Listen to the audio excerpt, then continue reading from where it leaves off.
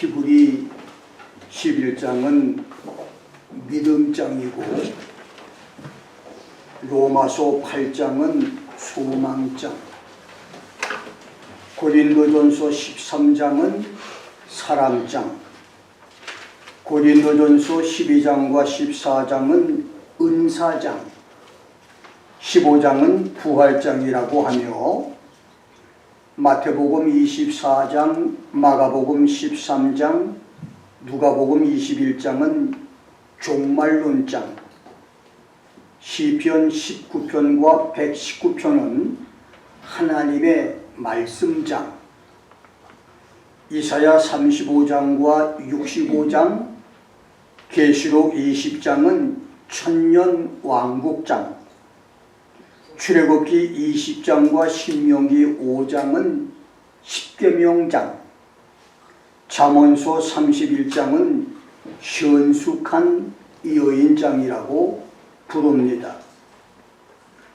이렇게 성경에는 장마다 특색이 있는 주제와 가르침을 기록한 챕터, 장이 있는데 오늘 본문 고린도후서 9장은 헌금과 연보를 가르친 말씀으로 헌금장이라고 합니다.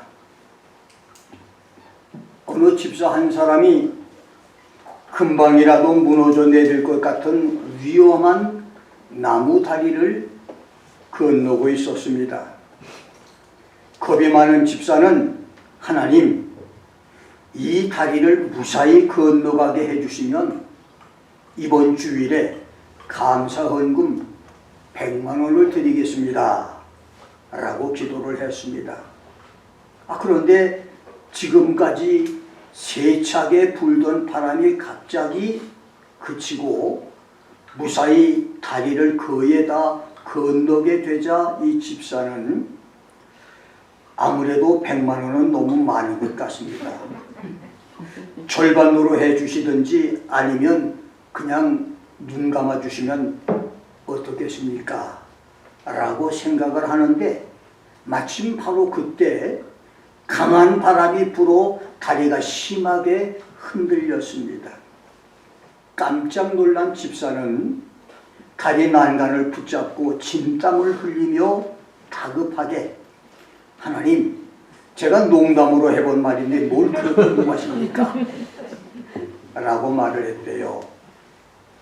사람은 돈 앞에 약해지고 비굴해지며 마음도 언제라도 변할 수 있다고 하는 풍자해약입니다. 저는 오늘 많이 심는 성도가 되자 라고 하는 제목으로 말씀을 선포합니다. 콩 심은 데 콩나고 팥 심은 데 팥나며 많이 심으면 많이 거두고 적게 심으면 적게 거둔다고 하는 심고 거두는 법칙은 만고불변의 우주천리요 만고불역의 자연 법칙입니다. 성경은 스스로 속이지 말라.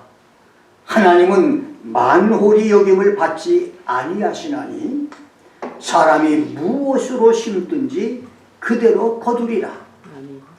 Do not be deceived. God is not mocked. For whatever a man sows, this he will also reap. 라고 함으로써 씨를 뿌리지 않고 거두려고 하는 것은 하나님을 비웃고 조롱하며 업신여기는 행위고 스스로 속이는 행위라고 말했습니다. 씨도 뿌리지 않고 열매를 거두려는 도적놈 심리 때문에 국고에 저축된 수천억, 수조억의 돈을 삥땅 쳐서 자기 주머니 챙기고 흥청망청 자기 돈처럼 써버리고는 대기업과 국민들에게 폭탄 세금을 물리는 사기꾼과 도적이 생기고 일확천금을 꿈꾸는 허황된 자들이 생기는 것입니다. 일은 적게 하고 수입은 많이 챙기려는 사기꾼들 때문에 각종 불법과 비리가 있고 뇌물이 판을 치며 철밥통 싸움이 끊어지질 않습니다. 심는 대로 거두고 많이 심어야 많이 거둔다고 하는 자연 법칙을 아는 사람들이 많아야 건강한 나라가 됩니다. 심고 거두는 법칙을 아는 성도로 건전한 신앙의 성도, 신실한 축복의 성도들이 되기를 주의 이름으로 축원합니다.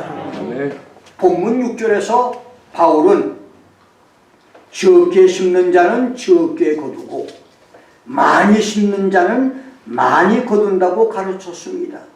그렇습니다. 소종적 소수, 씨아오 쫑띠 수어슈. 조금 심는 자는 조금 거두고 다종적 다수, 두어 쫑띠 두어슈. 많이 심는 사람은 많이 거둡니다. 난영난제 막상막하의 실력을 가진 사람 중에서 5시간 노력한 사람과 30시간 노력한 사람의 결과 차이도 불보듯 명확한 일인데 하물며 노련한 사람의 100시간 노력과 미숙한 사람의 10시간 노력을 비교할 수 있겠습니까? 그렇습니다. 하나님은 남보다 더 많이 심는 자, 더 많이 무릎을 꿇고 엎드리는 자, 더 많이 말씀을 사모하고 연구하는 사람에게 더 많은 축복을 주시고 더 많은 영역과 성령의 은사를 주시며 더 많은 지혜와 말씀의 비밀을 주십니다. 영과 육과 물질의 다종적 다수자, 두어 쫑띠 두어슈, 이 축복이 있기를 주의 이름으로 축원합니다. 첫째로 성경의 헌금의 의미입니다. 성경은 헌금을 무엇이라고 가르치고 있느냐? 우리는 주일마다 성경이 가르친 11조와 헌물을 드립니다. 수입의 10분지 1인 10% 11조 외에 드리는 주일 헌금, 감사, 선교, 구제, 건축 헌금, 일천 번제 예물, 천예물, 작정 헌금, 절개 헌금의 모든 예물을 헌금과 연보라고 하는데, 우리 교회처럼 주일에만 헌금 드리는 교회가 있고 수요일 금요 예배에도 연보를 드리는 교회도 있으며 매일 새벽 예배에서 헌금을 하는 그런 교회도 있습니다. 헌금 종류는 기본적으로는 10가지에서 10가지, 15가지 정도이지만 어떤 교회는 20, 30종류에서 많게는 40, 50종류까지 되는 교회도 있는데, 그것은 교회 사정과 목사님의 목회 방침이 다르기 때문입니다. 최근 일부 목사들이 유튜브 설교에서 11조는 절대로 내지 말라고 가르쳐서 여러 사람들이 솔깃해하고 있는데, 그것은 잘못된 그의 복음, 가짜 복음이지 성경적인 가르침은 아닙니다. 그렇다면 성경이 가르치는 연보와 헌금은 무엇인가요? What the Bible teaches about the offerings. 헌금이 무엇입니까? 첫 번째는 하나님께 드리는 선물입니다. 창세기 4장 3절로 5절 상반절에는 야훼께서 아벨과 그의 제물은 연락하셨으나 가인과 그 제물은 연락하지 않았다. The Lord had respect to Abel and to his offering, but to Cain and to his offering he had not respect 라고 말했는데, 여기서 제물이라는 말을 히브리어 민하는 선물, present, gift라고 하는 뜻이고, 연락하다라고 하는 샤는 주목한다, 존경한다고 하는 뜻이니, 제물을 연락하셨다고 하는 말은 주목할 만한 가치가 있는 제물이기 때문에 기쁘게 받으셨다는 뜻이고, 연락지 않았다고 하는 말은 아무 가치가 없는 제물이어서 쳐다보지도 않았다고 하는 말씀입니다. 그렇습니다. 오늘도 교인들이 하나님께 선물로 드리는 연보 중에는 하나님이 연락하시는 헌금도 있고 거들떠 보지도 않는 헌금이 있습니다. 같은 가격의 선물이라도 정성을 다하고 마음을 다하여 예쁘게 포장을 해서 감사로 전하는 선물과 성의 없이 전해주는 선물은 품격이 다르고 받는 사람 마음도 다르듯이 주일마다 바치는 여러분의 11조와 헌금들이 정성을 다해 드리는 선물이 되어서 하나님이 기쁘게 받으시고 축복하시는 예물들이 되기를 주의 이름으로 축원합니다. 두 번째는 헌금은 하나님을 대접하는 식물입니다. 레위기 22장 25절, 민수기 28장 2절에서는 이스라엘이 하나님께 드리는 예물과 헌금을 너희 하나님의 식물, the bread of your God, 나의 예물, 나의 식물, 먹을거리가 되는 화제, my bread for my sacrifice라고 했습니다. 그렇습니다. 여러분과 내가 주일 헌금과 드리는 연보는 하나님께 식사를 대접하는 음식 값입니다. 귀한 손님일수록 대접하는 우리의 준비가 다릅니다. 집에서 대접을 하면 많은 물질과 시간을 들여서 음식을 준비하고, 식당에서 대접을 하면 품격 있는 식당으로 모십니다. 그러므로 헌금을 드릴 때마다 하나님께 음식을 대접하는 마음으로 정성을 다해 드리는 예물이 되어야 한다는 말입니다. 세 번째는 감사의 마음 표시입니다. 역대하 29장 31절, 시편 50편 14절, 23절, 56편 12절, 107편 22절, 116편 17절, 예레미야 17장 26절, 33장 11절, 에스겔서 45장 15절, 누가복음 17장 16절에서는 예물과 헌금과 연보를 감사한 마음의 표시라고 말했습니다. 그렇습니다. 헌금과 연보는 마음에서 우러나는 감사의 표시여야 하고, 받은 은혜를 감사하고 고마워하는 사례의 표시여야 합니다. 그런 헌금은 야훼 하나님이 연락을 하시고 축복하십니다. 정치가들과 사업가들의 뇌물성 사과박스 같은 가식적인 연보 헌금은 하나님이 거들떠 보지도 않으십니다. 주일마다 드리는 11조와 헌물, 주일 헌금, 감사, 선교, 구제, 일천번제, 건축 헌금과 절기마다 특별하게 구별해 드리는 추수감사, 성탄절 감사, 신년 감사, 부활절 감사들이 감사가 넘치는 마음으로 드려지길 바라고, 그런 감사들이 감사로 하나님께 제사를 드리며 지극히 높으신 자에게 소원을 갚으며 환난 날에 나를 부르라, call upon me in the day of trouble, 내가 너를 건지리니 내가 나를 영화롭게 하리라, I will deliver you and you shall glorify me 라고 하는 시편 50편 14절 15절 말씀대로 우리 인생의 크고 작은 모든 환난의 날에 건짐을 받고 하나님을 높여드리고 영화롭게 해드리는 축복과 기적들이 있기를 주의 이름으로 축원합니다. 네 번째는 천국 구주와 적금입니다. 마태복음 6장 19절로 34절에서 예수는 성도들이 드리는 연보와 헌금은 하늘나라 적금이라고 가르치면서 천국 적금은 영적으로 눈이 밝은 사람만 할 수 있는 축복의 비밀이라고 했습니다. 그렇습니다. 영적으로 눈이 어두운 사람은 헌금과 연보를 목사 부자 만들어주는 적금, 교회를 부자 되게 하는 돈벌이 정도로만 보이지만 영적으로 눈이 떠져서 영안이 밝은 사람은 헌금이 천국 구자 적금이 정립하는 말씀의 비밀로 깨닫습니다. 영적으로 눈이 떠져야 바른 헌금을 할 수 있다 그 말입니다. 그래서 은행 후자의 적금이 많은 사람은 언제라도 필요한 돈을 꺼내 쓸 수가 있듯이 헌금과 연보로 천국 적금이 많은 사람은 이 세상에서도 돈을 꺼내 쓸 수가 언제든지 하나님께서 꺼내 쓸 수 있는 그런 축복을 내려주시고 축복의 삶을 살며 천국에서도 상급을 받는 그런 성도가 된다는 말입니다.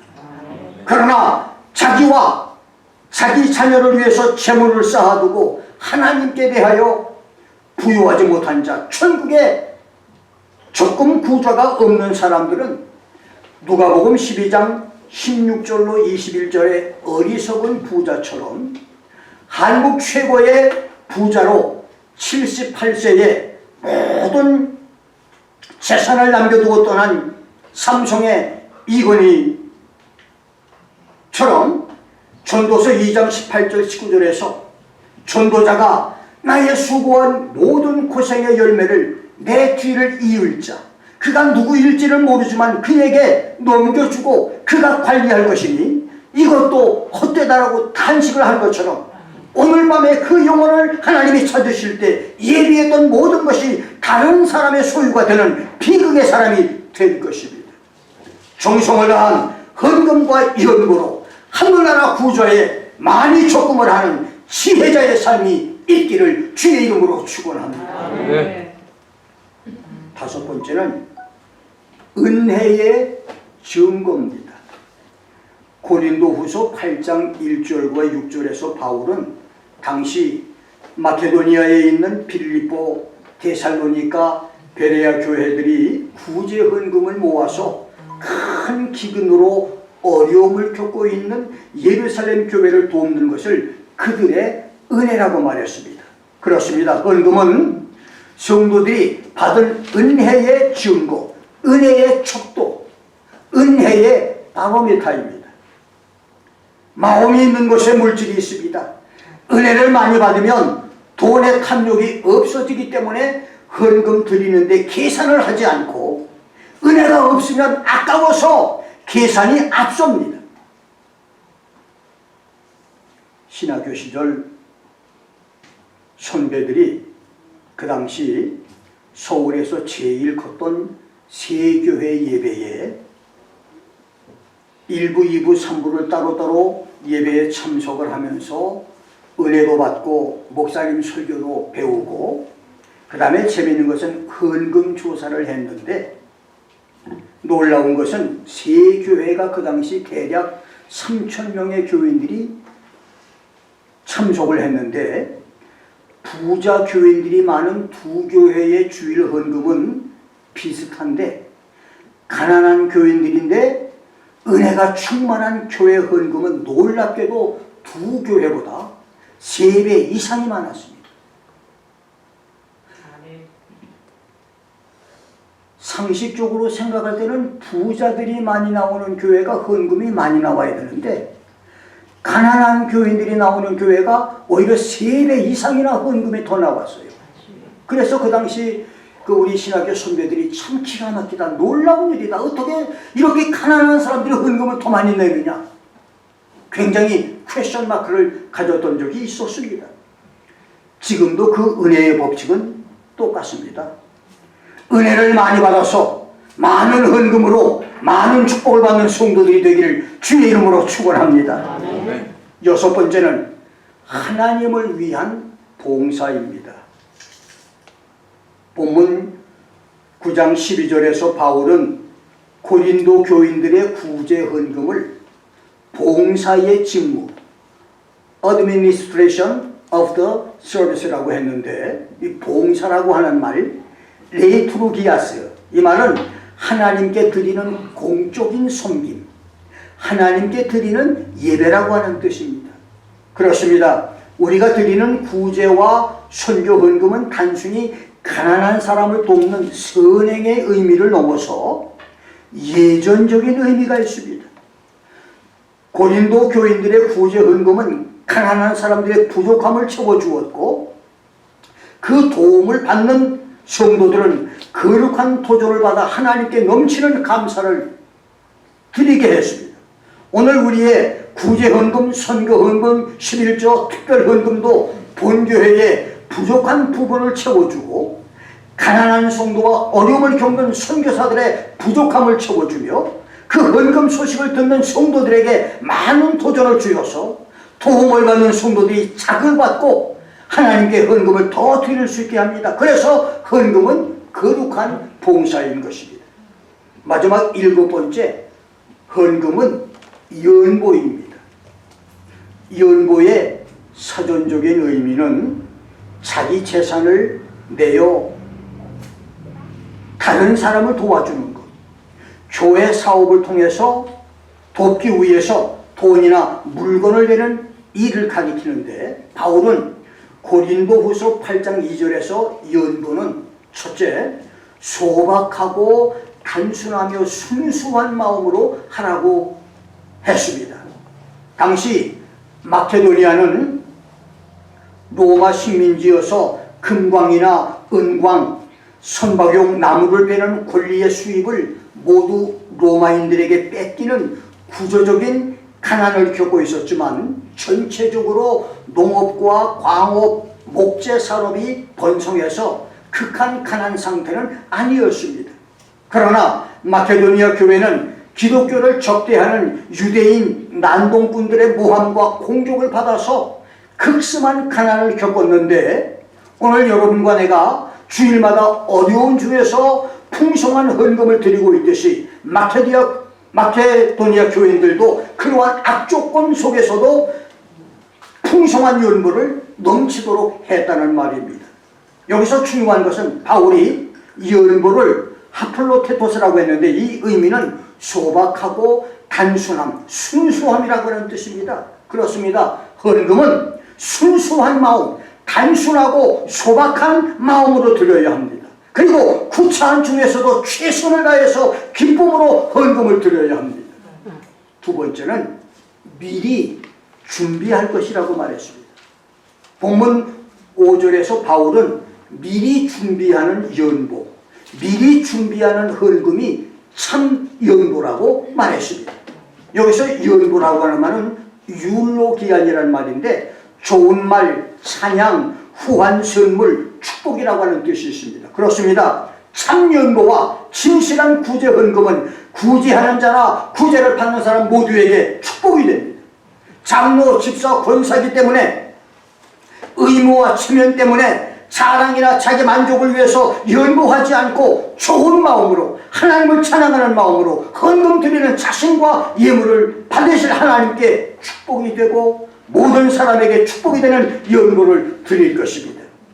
아무 준비 없이 교회에 와서 허둥지둥 서두르다가 왼쪽 주머니에 20불짜리를 깜빡 잊어버리고 오른쪽 주머니에 100불짜리를 헌금을 드리고 시험에 들지 말고, 실제로 로스앤젤레스에서 내 친구 목사가 여선교회 헌신 예배를 드렸는데, 그날 아마 성도들이 은혜를 많이 받은 모양이에요.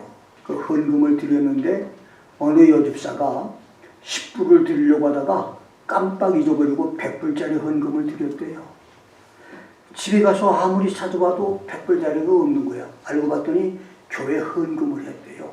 그래서 이제 그 담임 목사님에게 내가 10불짜리를 드리려고 했는데 깜빡 잊고 100불짜리를 드렸다고, 다시 그거 좀 돌려줄 수 없겠느냐고. 그래 안 된다고 그랬더니 교회 시험에 들었더라는 거예요. 실제 그런 일이 있어요. 그러니까 여러분, 주머니 주일날 교회 올 때 주머니 조사 잘하고, 이게 10불짜리인지 이게 100불짜리 잘 구분했다가 그게 엉뚱한데 손 넣다가 잘못 드리고 난 다음에 시험 들지 말고 하나님께 온전히 예물을 잘 드려야 됩니다. 다시 말하면 미리미리 준비해서 하나님께 드리는 예물이라야 참 연보고 진짜 헌금이라는 말입니다. 잘 미리미리 준비하라는 거죠. 자, 두 번째는 많은 헌금과 적은 헌금입니다. 많은 교인들이 헌금의 질보다 양을 보고, 우리 교회에서는 어느 장로, 어느 집사, 어느 권사가 헌금을 많이 한다 라고 남을 판단하거나 칭찬을 합니다. 그러나 사람의 중심을 보시는 하나님은 헌금의 양보다 헌금의 질을 보십니다. 예수님은 부자들이 종들에게 무거운 동전 자루를 메고 오게 해서 연보함에 헌금을 넣을 때 동전 소리가 요란스럽게 들려서 사람들에게 이목을 끌며 헌금 자랑하는 부자와 가난한 과부가 동전 2렙톤, 이 렙톤은 5분의 1 페니에 해당하는 당시 가장 적은 액수의 동전인데, 한 렙톤은 당시 노동자의 하루 품삯인 한 데나리온의 128분의 1에 해당하는 아주 적은 돈으로 당시 성전 규정상 한 렙톤은 헌금을 할 수가 없었는데, 그래서 과부는 자기 생활비 다 털어서 톡톡 털어서 2렙톤을 하나님께 헌금을 드렸습니다. 그런데 놀라운 것은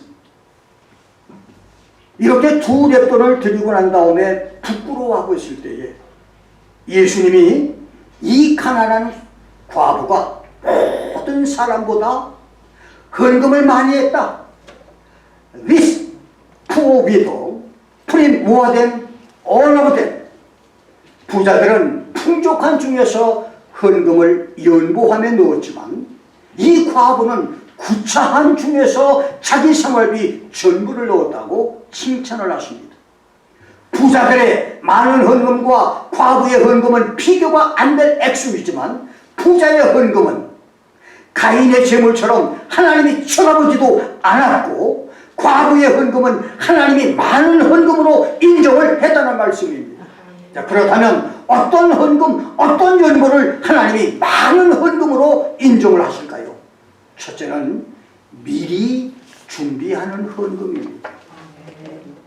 바울은 고린도전서 16장 1절 2절과 오늘 본문 5절에서 미리 준비하는 헌금과 연보가 참 연보와 헌금이고 억지 헌금이 아니라고 말했습니다. 귀한 손님에게 음식을 대접을 하려면 며칠 전부터 식단 계획을 세우고 미리미리 음식을 준비하듯이 하나님께 음식을 접대하는 헌금도 미리미리 준비하라고 하는 말입니다. 미리 준비하는 헌금, 정성을 다하는 연보로 하나님께서 많은 헌금으로 인정하시고 많은 축복을 해주시는 성도들이 되기를 주의 이름으로 축원합니다. 두 번째는 넘치게 드리는 헌금입니다. 오늘 본문 6절과 잠언서 11장 24절 25절 19장 17절에는 인색하지 않게 드리는 헌금을 말했습니다. 수확은 파종에 비례합니다. 그래서 많은 추수를 기대하는 사람은 파종에 씨를 뿌리는데 인색하지 않습니다. 상승 주가 증권에 10,000불 투자한 사람과 100,000불 투자한 사람의 수입 배당이 같을 수 없고, 1에이커 땅에 포도를 심은 사람과 200에이커 농장에 포도를 심은 사람의 포도 수확이 같을 수 없습니다. 똑같이 미리 준비하는 연보, 정성을 다하는 헌금이라도 많이 드리는 연보와 많이 심는 헌금이 더 많은 열매를 거둔다고 하는 것은 자명한 일입니다.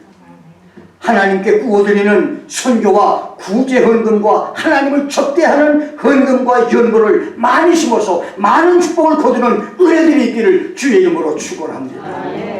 세 번째는 즐겨내는 헌금입니다. 7절을 보면 각각 그 마음의 정한 대로 할 것이요, every man according as he purpose in his heart, so let him 기부라고 말했습니다. 모든 사람은 각각 처음 마음에 생각한 대로 헌금을 할 것이니 인색함으로나 억지로 하지 말라. 하나님은 즐겨내는 사람을 사랑하시느니라. God loves a cheerful giver. 그렇습니다. 헌금과 연금은 마음에 생각난 것을 드려야 합니다. 참 사람 희한해요. 처음에 여러분들이 이번 헌금에는 이번 추수감사절 이번 성탄절에는 내가 얼마의 헌금을 해야 되겠다 하고 이제 설교 도중에 난 이렇게 해야 되겠다 마음 먹는데 놀랍게도 시간이 흘러가면 자꾸 생각이 바뀌어요. 참 희한해. 그렇지만 오늘 여기 본문 말씀의 7절이 무슨 말이냐면 마음에 생각났을 때 그것을 하라고 얘기합니다. 사탄 마귀가 틈타지 말게 바로 즉시 순종하라 그 말입니다. 이것이 헌금의 비밀이에요. 그리고 출애굽기 25장 1절 2절 말씀대로 즐거운 마음으로 willingly with your heart 이두베누 리브 기꺼이 즐거움으로 자진해서 전인적으로 예물과 헌금을 드리라는 말입니다. 여러분이 집을 팔아 헌금하던 사업체를 팔고 은행 융자를 해서 헌금을 하던 힘들게 일해서 번 돈을 바치던 먹지 못하고 자지 못하고 여행 한번 못 가면서 모은 돈을 바치던 헌금과 연보는 기쁘고 즐거운 마음으로 드려야 합니다. 그것이 하나님께 많이 드리고 많이 심는 연도고 수확을 많이 거둘 수 있는 헌금입니다. 나는 노스캐롤라이나에서 교회 건물을 구입할 때 기쁨과 즐거움으로 집에 있는 모든 폐물을 팔아서 하나님께 바쳐드렸고 온 몸을 다하여 헌신했고 이 워싱턴에 와서는 교회를 구입할 때도 내가 살던 집을 다 팔아서 기쁨으로 바쳤는데 놀라운 것은 지금까지 가는 곳마다 하나님이 좋은 집을 주셨습니다. 뿐만 아니라 자녀들까지 물질 축복을 받고 사는 것은 놀라운 축복이 아닐 수가 없습니다. 심는 대로 거두는 역사예요. 심지 않고 여러분 거두기는 힘들다는 사실을 꼭 기억하소서. 심는 대로 거두는 축복이 여러분과 함께하기를 주의 이름으로 축원합니다. 마지막 세 번째로 바꿀 수 없는 헌금입니다. 교회 중에는 헌금 때문에 불행한 일을 당해서 어려움을 겪는 성도들이 있습니다. 남편 모르게 그에게 헌금을 드렸다가 어려움을 겪는 교인, 동업자 모르게 헌금을 드렸다가 문제가 된 교인, 사업자금이나 입학금, 병원비를 헌금으로 드렸다가 어려움을 겪는 교인, 이렇게 생각 없이 헌금을 드렸다가 문제를 당해서 어려움을 겪고 그 다음에 시험에 드는 교인들이 있습니다. 그래서 이런 헌금 사고 때문에 어떤 지혜로운 목사님은 교인의 사정을 알아보고 바쳤던 헌금을 축복기도 하고 난 다음 그 헌금을 교인에게 다시 돌려주기도 하고, 어떤 목사님은 이미 바친 헌금은 되돌려 줄 수 없다고 이제 버티다가 법정 싸움까지 하는 그런 목사도 있는데, 엄밀하게 성경대로 말한다면 레위기 27장 28절 29절에서는 이미 하나님께 바쳐진 헌금은 아주 바쳐진 물건, 헤렘, 저주를 받은 것 없애기 위해서 바쳐진 것이기 때문에 돌려줄 수 없는 것이 성물입니다. 그러니까 헌금은 드리면 절대 돌려줘서는 안 되는 것이 성경적입니다. 그래서 헌금이나 연금은 바치기 전에 마음에 정한 대로 깊이 기도하며 생각하라고 결정해서 해야 합니다. 바치기 싫은 것을 아까워하면서 억지로 하거나 대의명분과 체면이나 외부 압력 때문에 해서도 안 되고, 신중하게 생각을 하고 결정하여 감사함으로 바치는 헌금이 돼야 합니다. 그리고 11조는 바꾸거나 자기 마음대로 해서는 안 됩니다. 레위기 27장 32절 33절에서는 드려야 할 11조를 급한 사정 때문에 목적을 바꾸어서 다른 데로 사용한다면 11조를 드릴 때는 그 11조에 20% 이자를 붙여서 바치라고 말했습니다. 11조의 축복이 크기 때문에 말라기 3장 11절 12절에서는 11조를 드리면 하나님이 어떤 축복을 주느냐면 하늘 문을 열고 복을 쌓을 것이 없도록 부어주신다고 말했고, 두 번째는 황충을 제거해준다. 이 황충을 제거해준다는 말은 무슨 말이냐면 전혀 쓸데없는 곳에 돈이 빠져나가지 않게 한다는 얘기입니다. 교통사고를 당하든지 그 다음에 갑자기 몸이 아파서 병원에 들어가는 그런 돈 없이 하나님께서 그 모든 이 재산을 지켜주신다는 얘기입니다.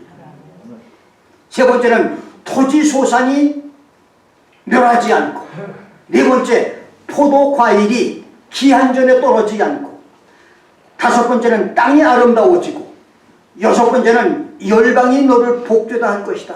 그러니까 11조를 하는 사람에게는 절대 손해보는 일을 없도록 하나님께서 모든 것을 막아주시고 지켜주시고 축복해주시고 엄청난 복을 주실 뿐만 아니라 세상 사람이 저 사람은 망할 것 같은데 잘 된단 말이에요.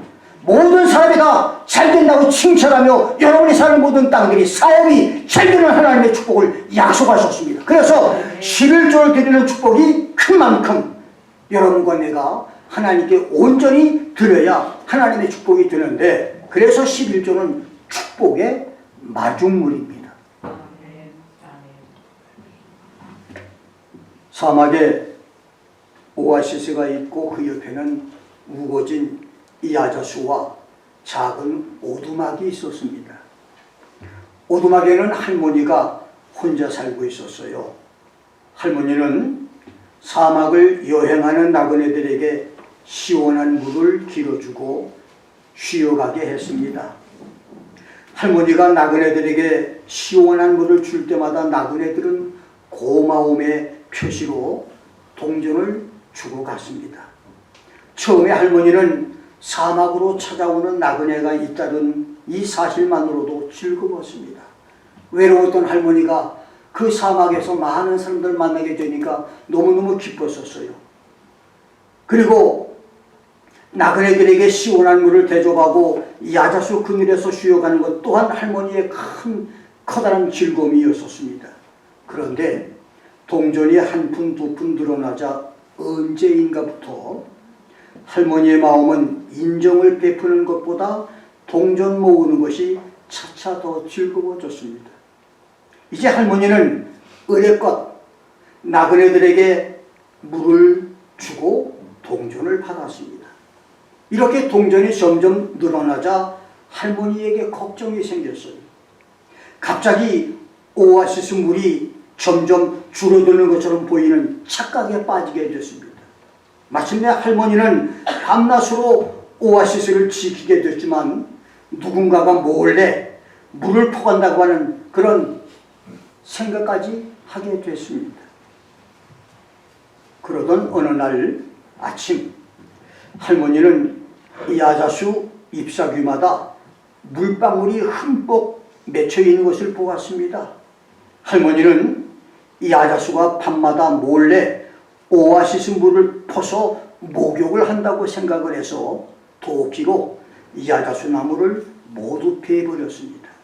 그러다 얼마 후에 사막에 메마른 바람과 내려쬐는 햇볕에 샘물이 곧 말라버리고 맙니다. 결국 나그네들은 더 이상 물이 없는 오아시스를 찾아오지 않았고 할머니는 뜨거운 햇볕에 견디지 못하고 쓰러져 죽고 말았습니다. 할머니의 어리석은 욕심이 자기를 죽였듯이 인간의 적은 욕심이 하나님의 축복을 가린다는 사실을 사람들은 모르고 있습니다. 살면서 우리가 사용하는 모든 것이 하나님의 것이에요. 돈과 목숨까지도 하나님의 것인데도 인간의 작은 욕심, 하나님께 드려야 해야 할 11조와 헌물을 도적질하는 욕심은 우리를 망하게 합니다. 아무리 수돗물이 좋아도 마중물을 붓지 않으면 아무리 펌프질을 해도 물이 안 나와요. 마중물을 넣어야 그 물과 함께 땅속에 있는 물이 나옵니다. 그래서 축복의 마중물은 11조입니다. 고린도 교인들이 드렸던 너그럽고 후한 구제헌금은 자신들에게 의가 됐고 예루살렘 교회 성도들에게는 큰 유익이 됐으며 하나님께는 영광이 됐고 많은 성도들에게 사모함을 받게 됐습니다. 하나님이 받으실 11조와 헌물을 풍성하게 바침으로 하나님과 사람들에게 사랑을 넘치게 받고 중단 없는 계속적인 하나님의 축복을 받으시기를 주의 이름으로 축원합니다. 기도하겠습니다.